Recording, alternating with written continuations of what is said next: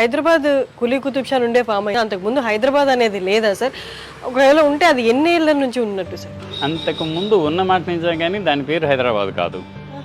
అయితే హైదరాబాద్లో ఒక ఫ్లేగ్ వ్యాధి వచ్చిందని, ఆ ఫ్లేగ్ వ్యాధి సందర్భంగా చాలామంది చనిపోయారని, దానికి గుర్తుగా తను అంటే ఆ వ్యాధి నుంచి నయమైతే నేను ఒక మహానగరాన్ని నిర్మిస్తానని కులీ కుతుబ్ షా అనుకుని తాను ముందు ఈ హైదరాబాద్, అంతకుముందు గోల్కొండలో ఉండేవాడు, మూసీ నది పక్కనే.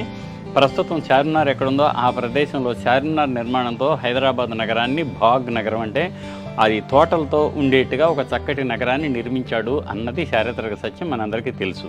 అయితే అది 1591-92 సంవత్సరం. కానీ అంతకుముందు ఆలోచిస్తే హైదరాబాదు జనావాసం కాదా, లేక చుట్టుపక్కల అసలు ఎవరూ లేరా అని అంటే కాదు.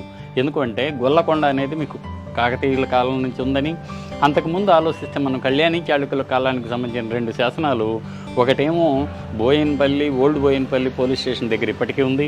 రెండవది మీకు సరూర్ నగర్ ఏరియాలో ఔటర్ రింగ్ రోడ్ అంటాం మనం. ఆ outer ring road, inner ring road దగ్గర కర్మన్ ఘాట్ ఆంజనేయ స్వామి దేవాలయంలో మరొక కళ్యాణి చాళుక్యుల శాసనం ఇప్పటికీ ఉంది. అంటే 12వ శతాబ్దం. అవి 12వ శతాబ్దం నాటి 2 శాసనాలు ఇప్పటికీ మనకు ఉన్నాయి. అంతకు ముందుకెళ్తే చిలుకూరులో బాలాజీ శివాలయం కంటే ముందు ఉన్నటువంటి శివాలయం అది వేములవాడ చాళుక్యుల కాలం నాటి 9వ శతాబ్దం ఉంది. ఇంకా ముందుకెళ్తే హైదరాబాద్లో ప్రాకృత అంటే 2వ పులకేసి శాసనం ఒకటి దొరికింది. ఆ 2వ పులకేసి శాసనం ఎప్పటిది? 612వ సంవత్సరం నాటిది. క్రీస్తు శకం 612 హైదరాబాద్లో దొరికింది. Hyderabad inscription of Pulakeshi the second అని దానికి పేరు. అది 7వ శతాబ్దం బిగినింగ్.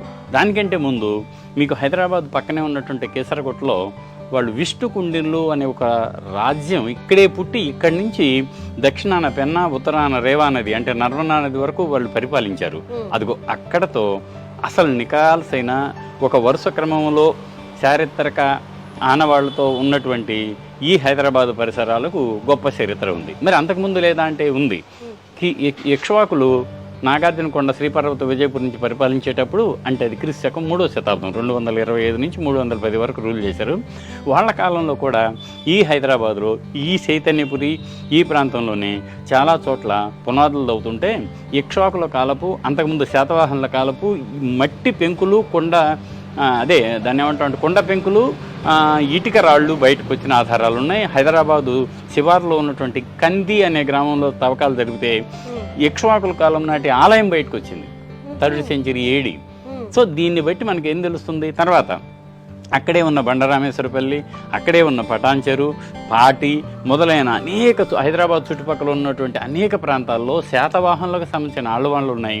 ఎక్కడ దాకా ఎందుకు రాజేంద్ర నగర్ పరిసరాల్లో ఉన్న పులిమావి డి అనేది కూడా ఒక శాతవాహన, పులిమావి పేర ఏర్పడినటువంటి శాతవాహన స్థావరం. దాని అర్థం ఏమిటి?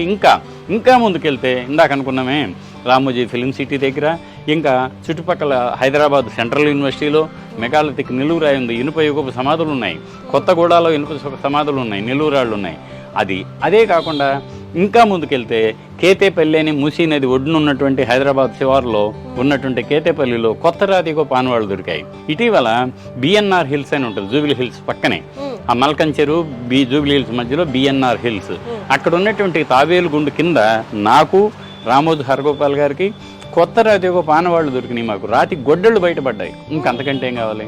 ఇంకా ముందుకెళితే అదే పరిసరాల్లో అనేక అంటే మధ్యరాతి యుగపు ఆనవాళ్ళు కూడా ఉన్నాయి. దాని అర్థం ఏమిటంటే హైదరాబాద్ నగరం పరిసరాలు ఈ పేరు లేకపోయినా కూడా క్రీస్తుకు పూర్వం కనీసం 10,000 సంవత్సరాల నుంచి జనావాసానికి నిలయంగా ఉంది అని తెలుస్తుంది. హైదరాబాద్ నగర సుందరి వయసు కేవలం 400 ఏళ్ళు కాదు, కనీసం 4 వేళ్లకు వెళ్తుంది అని ఈ పురావస్తు ఆధారాలన్నీ నిరూపిస్తున్నాయి.